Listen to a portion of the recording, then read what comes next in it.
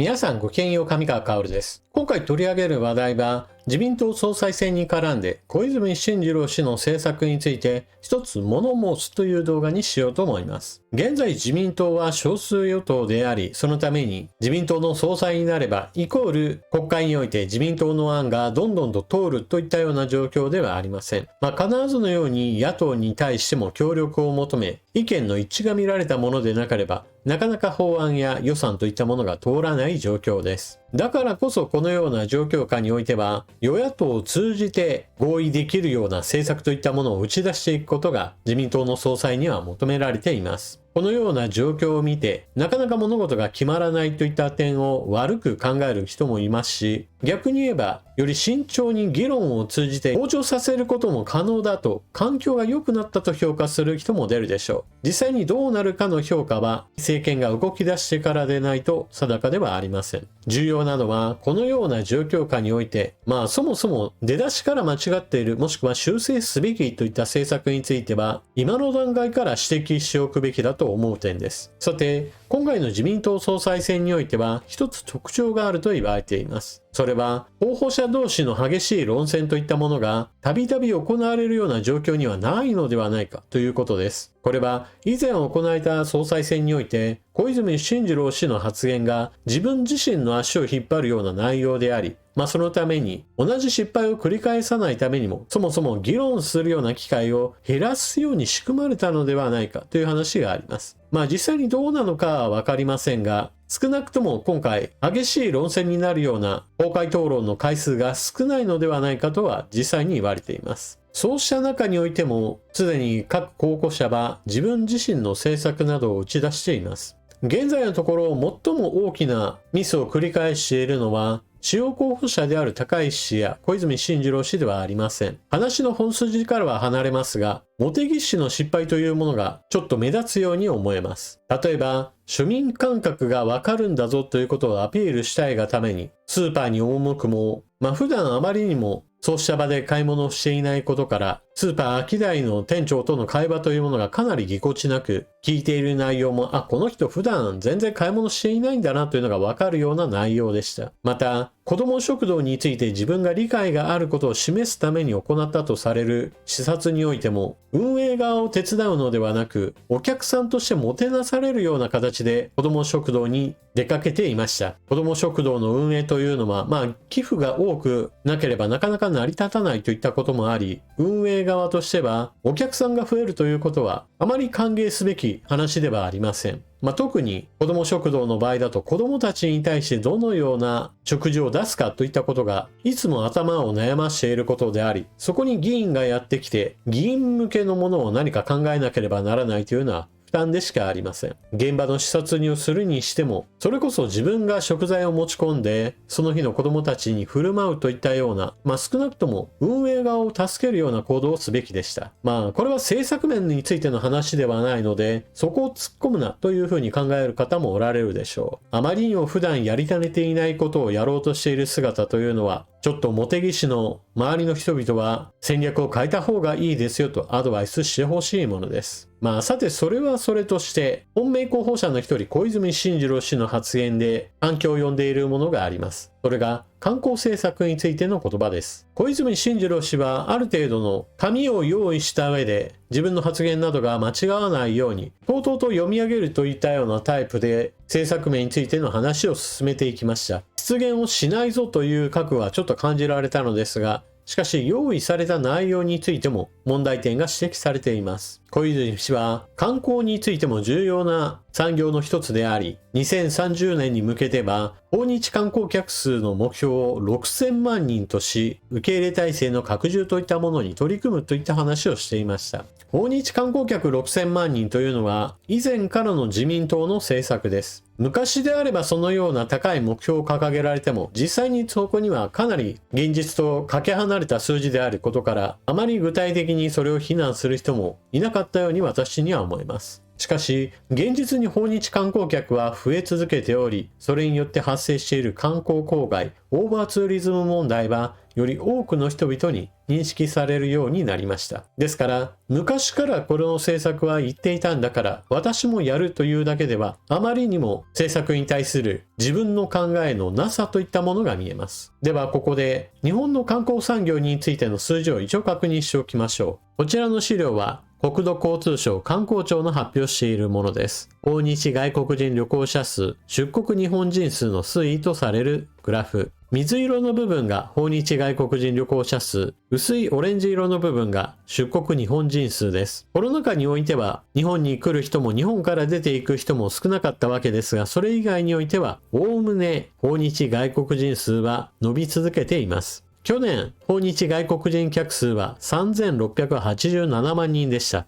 2003年の訪日外国人客数が521万人であることを比べれば7倍まで増えています。こうした観光客を呼び込んでこようと積極的に政策を推進してきたのが自民党政権。特にこの期間においては安倍政権時代といったものが非常に長かったこともあります。観光立国をさらに推進という具合にして旗を振っていました。安倍政権では2020年の外国人観光客4000万人目標を達成。2030年には6000万人を目指しますとしていました。今回の自民党総裁選でもこの6000万人目標というのを小泉進次郎氏は自分も継承するとしていたのです。ちなみに8月の訪日外国人過去最多の342万8000人、年間4000万人超えも視野にという具合にして日本に対する観光客は現在でも非常に好調な状態となっています。問題なのはそれを受け入れるだけの体制が日本側に整っていない問題があります。いわゆる観光郊外です。そしてもう一つ押さえておくべきポイントは観光客がどれほどのお金を使っているかです。訪日客消費8兆円で過去最高。2024年はアパレル市場並み。訪日観光客が3686万9900人で過去最高となった2024年。円安効果も下支えし、国内のアパレル業界の市場規模並みの消費額となった。訪日客消費の拡大には、一人当たり消費額の引き上げや地方への誘客とともに観光資源の持続性への目配りが欠かせないといったような記事が書かれています。政策というのはその時における状況に応じてどんどんと変えていくべきものだと私は思っています。安倍総理の時代においては訪日観光客はまだまだ少ないといったようなところからもっと増やさなければならないなと考えるのは別にそのこと自体は悪いものではありませんでした。というのも日本は現在少子高齢化が進むことにより人口減少時代に突入しています。日本人そのものが減っていくわけですから観光する人間についても基本的には頭打ちでありどんどんと減ることは明らかです。ですから海外からやってくる人たちを取り込んでいくことによって観光業を成り立たせていこうという考え方は別におかしな話ではないのです。問題なのは実際にそうやった政策を推進することによって観光客が増えていった時に明らかに受け入れ体制を超えているにもかかわらずそれでもまださらにもっと増やそうとしているその政策の暴走ぶりです。これによって受け入れる日本人にもそしてやってくる観光客どちらにも不満がたまることとなります。受け入れる側の日本人にしてみれば日常的な不満がどんどんと溜まっていくこととなります。このことに関しては最近では観光地でこんな問題が発生していますよみたいな形で報道されることも増えました。ですから見聞きするようになった方も多いでしょう。そしてこの時忘れてはならないのが観光客側の方にも不満がどんどんと溜まるということです。観光地において旅行しようと思ったんだけれども自分たちもバスに乗ることができない。地元の人も乗れないんだけど自分たちもまともに乗れない。移動するのに疲れてしまい観光するどころではないみたいな話が日本人だけの不満ではなくやってくる外国人観光客にとってもやはり同じく不満なのです。受け入れる日本人にしてみればやってきた上で不満を持つなんてひどい奴らだと思うかもしれませんが旅行を楽しもうと思っている人にしてみれば自分は楽しみたくてやってきたのに楽しめないという意味ではどうやっても不満は残るわけです。この点において双方ともにストレスを抱えた状態となります。観光業の未来という意味においては不満を持って日本を去っていく観光客はもう二度と来ないかもしれません。世界中の人々を相手にしているんだから一元さんなんてもうどうでもいいと考えるというのはそれは間違った観光政策でしょう。ですから今の状況に合わせて政策は見直しをすべきなのです。従来からの政策で6000万人を目指すんだから自分も6000万人を発表しているだけですと小泉進次郎氏は言うかもしれませんが、それこそ今小泉進次郎氏は回答的出直しをするんだといったような話をしています。であるならば今までの政策を見直せなければ一体どこに見直しをかけるんだという批判を甘んじて受け入れるべきでしょう。観光政策で言えばまず人数目標についてはやめるべきです。じゃあ一体何を基準にして考えるか、それは訪日観光客の消費額に焦点を当てるべきです。日経新聞の記事で訪日観光客の消費額はアパレル業界並みの金額になっているという話が書かれていました。実際には移動、宿泊、食事、お土産など様々なものにお金を使うことによって一つ一つについては塵も積もれば山となるといった感じでお金が様々な業界に渡っていきます。この時大事なのは別に人数ではなくて消費額の方を重視すべきだと私は考えている点です。例えば人数的に半分になっても消費額そのものは従来と同じであるならばそれは日本にとっては受け入れる十分な余地がある上で従来の売り上げが保たれるのですから全く問題はありません。極端な話に聞こえるかもしれませんが、そのような人数ではなく消費額を中心として日本人もそして日本にやってくる観光客も満足できる状態を目指すというのが観光政策のあり方だと私は思います。では具体的にどのような政策を取るべきか。現在出国税というものがあります。日本から出ていくときにお金をもらえますよというものなのですが、私はこの出国税を取りやめて入国税を作るのか、それとも入国税プラス出国税もどっちも作ってしっかりとお金をもらうか、ある程度日本旅行をする上での基礎的なお金をちょっとかさ上げすることを政策として取り組むべきだと思っています。なぜそんなことを提案するかといえば、日本にやってくる時の金額がちょっと上がるだけでも、それである程度の問題行動をしやすい観光客を減らすことができると私は考えているからです。これには人間の行動と関連があります。人間がどこかに旅行しようと思った時に旅行先の決め方といったものがあります。それは最初からあの場所に行きたいと目的地を決めているパターンと、今度の休みにはどこに行こうとそこから旅行先を探すといったパターンです。最初から日本を旅行したいな、日本であれをやりたいな、これをやりたいなといった決め事がある人であれば、そもそもちょっと金額が上がっただけであれば、その上がった分だけちょっと後ろ倒ししてでも日本にやってくるでしょう。このような場合の人であれば、ほとんど問題行動を起こさないと私は見ています。そもそも日本が好きでやってくるのであり、大いに観光を楽しもうとするでしょう。積極的に日本に迷惑をかけようなどという考え方は持っていないはずです。もちろんそのような中には全員が全員ではないとツッコミを入れたがる人もいるでしょうが、ここでは割合としてきっと迷惑になるような人物は少ないだろうという話です。一方で逆の話というのが、日本を安い旅行先だからと選んでくる人たちです。かつて日本においても高度経済成長が多くの人々に恩恵をもたらした時期においては、日本と東南アジア各国で大きな物価の差というものが発生しました。その時日本人がどこか安いところに行って旅行しまくろうみたいな話があった時に、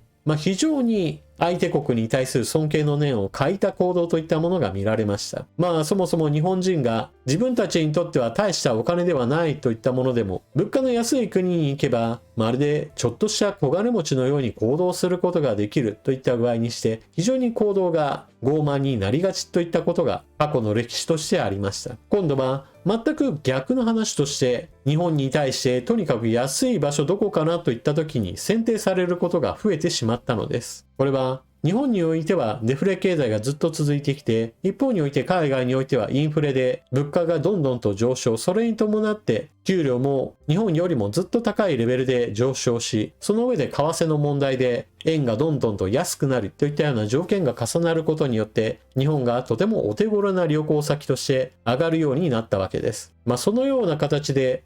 安い場所として日本に行けるんだなという具合にしてやってきた人たちの中には、そもそも選び方として日本に対する軽薄さといったものもあることによって、どうしても問題行動を起こしやすい人が割合として高くなるといったことが考えられるわけです。ですから、その最初の部分でちょっと金額を増すだけで、そうしたとにかく安さだけを求めてくるような人を少しでも減らすといったことが私は重要だと考えています。そしてもう一つ、入国税などについては高い金額を取って、それによって国内における政策を推進するといった資金源にすることも考えるべきです。観光客の受け入れに関して日本人の税金を使って日本国内において準備を整えるというよりも、外国人がやってくるんだったらその外国人から入国税をしっかりと取って、そのお金を財源として日本国内でインフラ整備や観光地における頻繁な清掃を行うといったような対応を図ることは、私は日本にとっても負担が減ることで十分検討すべきだと思っています。また、それだけではなくて、多くのトラブルに対してお金をあてがうといったことも考えられます。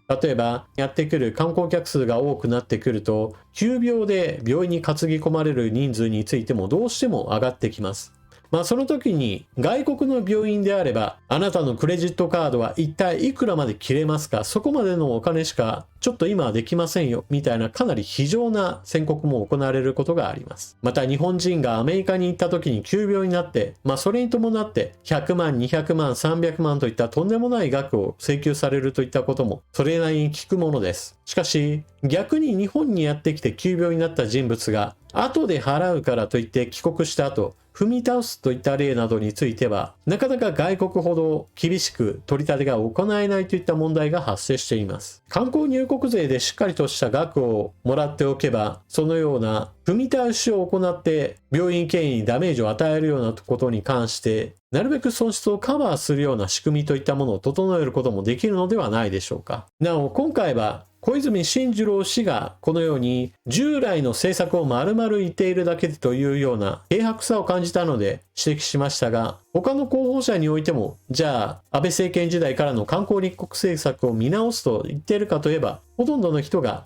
そもそも取り上げていないように見えました。年月が経てば必ずのように以前では良かった政策も後になって見直しを図らなければならないことがあります。他にもエネルギー政策問題で言えば、太陽光パネルの処分問題について言及している候補者といったものがまだまだ足りないようにも思います。自然環境を破壊して太陽光パネルをどんどんと敷き詰めるようなことをしてもいいのか、問題提起していたのは高市早苗氏でした。他の候補者も同様にしてこの問題にもっと取り組んでほしいものです。どうしても太陽光パネルの大量廃棄問題といったものは日常的な不満から見ればなかなか目立ちにくいものです。しかし国全体の未来のことを考えれば、産業廃棄物になるようなものが大量に今まさに展開されているような状態でもっと増えるかもしれない。それに対して政策が全く追いついていないというのであれば、問題は放置すべきではありません。というわけで今回は自民党総裁選で回答的出直しと打ち出しつつも、全く政策を見直そうとしていない小泉進次郎氏の観光立国政策について一言申しました。あなたは今回の話を聞かれてどのようなことを思われたでしょうか。ぜひともコメントしていってください。それでは動画は最後までご視聴いただきありがとうございました。チャンネル登録していない方はぜひともこの機会にチャンネル登録よろしくお願いします。それでは次の動画でまたお目にかかりましょう。またね。